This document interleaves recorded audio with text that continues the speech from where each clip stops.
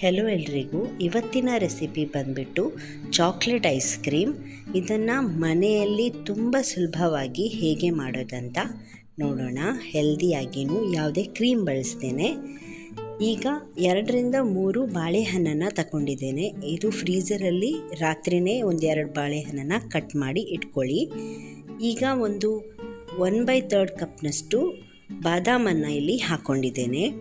2 ಚಮಚದಷ್ಟು ಕೊಕೋ ಪೌಡರನ್ನು ಇಲ್ಲಿ ಹಾಕ್ಕೊಂಡಿದ್ದೇನೆ. Chocolate flavour ಅಂದಮೇಲೆ ಕೊಕೋ ಪೌಡರ್ ಬೇಕೇ ಬೇಕು, ಇಲ್ದಿದ್ರೆ ಡೈರಿ ಮಿಲ್ಕ್ ಚಾಕ್ಲೇಟ್ ಸಹ ಆಗುತ್ತೆ. ಇಲ್ಲಿ ಸಕ್ಕರೆ ಬದಲು ಹನಿಯನ್ನು, ಜೇನುತುಪ್ಪನ ಹಾಕ್ಕೊಂಡಿದ್ದೇನೆ. ಒಂದು 1/4 ಕಪ್ನಷ್ಟು, ರುಚಿಗೆ ಎಷ್ಟು ಬೇಕು ಅಷ್ಟನ್ನು ಹಾಕ್ಕೋಬೋದು. ಒಂದು 1/4 ಕಪ್ನಷ್ಟು ಹಾಲನ್ನು ಇಲ್ಲಿ ಹಾಕಿ ಒಂದು ಅರ್ಧ ಚಮಚದಷ್ಟು ವೆನಿಲ್ಲಾ ಎಸೆನ್ಸನ್ನು ಹಾಕಿಬಿಟ್ಟು ಇಲ್ಲಿ ಚೆನ್ನಾಗಿ ರುಬ್ಬಬೇಕು. ಇದಾದ ನಂತರ ಈ ಮಿಕ್ಸರನ್ನು ಒಂದು ಏರ್ಟೈಟ್ ಕಂಟೈನರಲ್ಲಿ ಹಾಕಿ ಇಡಿ. ಅಕಸ್ಮಾತ್ ಈ ಥರ ಏರ್ಟೈಟ್ ಕಂಟೈನರ್ ನಿಮ್ಮ ಹತ್ರ ಇಲ್ಲದೇ ಹೋದರೆ ಐಸ್ ಕ್ರೀಮ್ ಡಬ್ಬನಾದರೂ ಆಗುತ್ತೆ. ಅದರಲ್ಲಿ ಈ ಥರ ಹಾಕಿಬಿಟ್ಟು ಒಂದು 6 ಗಂಟೆಗಳ ಕಾಲ ಫ್ರೀಝರಲ್ಲಿ ಇಟ್ಬಿಡಿ. ಇಲ್ಲಿ 6 ಗಂಟೆ ಆಗಿದೆ. ಈಗ ನೋಡಿ, ಓಪನ್ ಮಾಡ್ತಾ ಇದ್ದೇನೆ.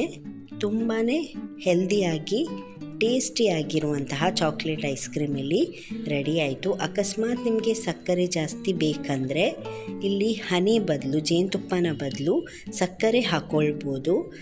ಅದಾದಮೇಲೆ ನಿಮಗೆ ಖರ್ಜೂರನೂ ಇಲ್ಲಿ ರುಬ್ಬುವಾಗ ಹಾಕೋಬೋದು. ಖರ್ಜೂರನೂ ಹಾಕ್ಬೋದು, ಅದು ಇನ್ನೂ ಟೇಸ್ಟ್ ಆಗುತ್ತೆ. ಇಲ್ಲಿ ಡೆಕೋರೇಷನ್ಗೋಸ್ಕರ ನಾನು ಸ್ವಲ್ಪ ಬಾದಾಮನ್ನು ಹಾಕ್ಕೊಂಡಿದ್ದೇನೆ. ತಿನ್ನುವಾಗಲೂ ಚೆನ್ನಾಗಿ ಸಿಗುತ್ತೆ ಬಾದಾಮ್ ತಿನ್ನಲಿಕ್ಕೆ ಅಂತ. ಇದನ್ನು ಒಮ್ಮೆ ಟ್ರೈ ಮಾಡಿ ನೋಡಿ. ಟೇಸ್ಟಿನೂ ಆಗುತ್ತೆ, ಹೆಲ್ದಿನೂ ಇದೆ. ವಿಡಿಯೋ ಇಷ್ಟ ಆದರೆ ಲೈಕ್, ಶೇರ್ ಹಾಗೂ ಸಬ್ಸ್ಕ್ರೈಬ್ ಮಾಡೋದನ್ನು ದಯವಿಟ್ಟು ಮರಿಬೇಡಿ. ನಿಮ್ಮ ಫ್ರೆಂಡ್ಸ್ ಜೊತೆ ಇದನ್ನು ಶೇರ್ ಮಾಡಿ. ಧನ್ಯವಾದ.